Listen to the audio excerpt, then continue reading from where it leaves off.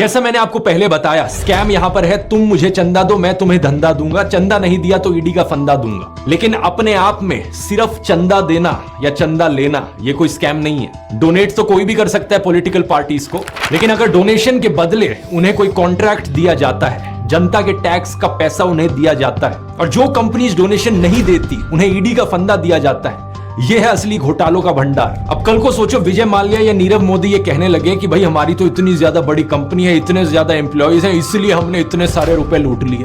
पर एम्प्लॉय लूट की कैलकुलेशन करो तो हम इतने बड़े भी चोर नहीं है। और लोगों की ऑब्जेक्शन ये नहीं है कि विजय माल्या ने इतने करोड़ों रुपए क्यों कमाए, पैसे कमाना कुछ गलत चीज नहीं है। ऑब्जेक्शन ये है कि जनता का पैसा लूट कर क्यों पैसे कमाए। इसी तरीके से दिक्कत किसी को इस बात से नहीं है कि बीजेपी ने चंदा क्यों लिया, दिक्कत इस बात से है कि चंदा लेने के लिए यहां एक बड़ा एक्सटॉर्शन रैकेट चलाया, डेमोक्रेसी की धज्जियां उड़ाई और जनता का पैसा लूटा। अमित शाह ने जो खुलेआम झूठ बोला था वही झूठ बीजेपी पॉलिटिशियन आरपी सिंह ने भी दोहराया था।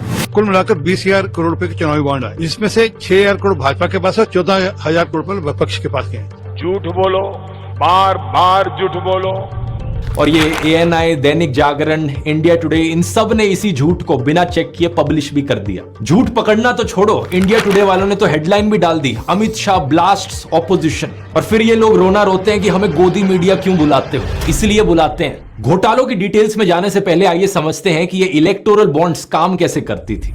एक इलेक्टोरल बॉन्ड को आप बेसिकली समझ सकते हो दोस्तों एक कूपन की तरह। कंपनी बैंक को जाकर पैसा देती थी और ये कूपन खरीदती थी, और ये कूपन जाकर पॉलिटिकल पार्टीज को दे दिया जाता था, और पॉलिटिकल पार्टीज उन कूपन्स को रिडीम कर सकती थी और जो बैंक में रखा पैसा था उसे एक्सेस कर सकती थी।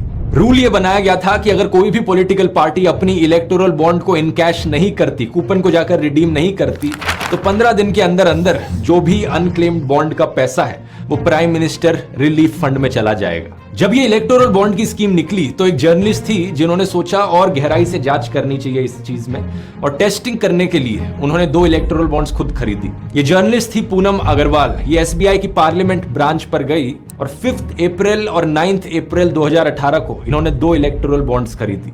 दोनों की कीमत 1,000 रुपए ईच थी।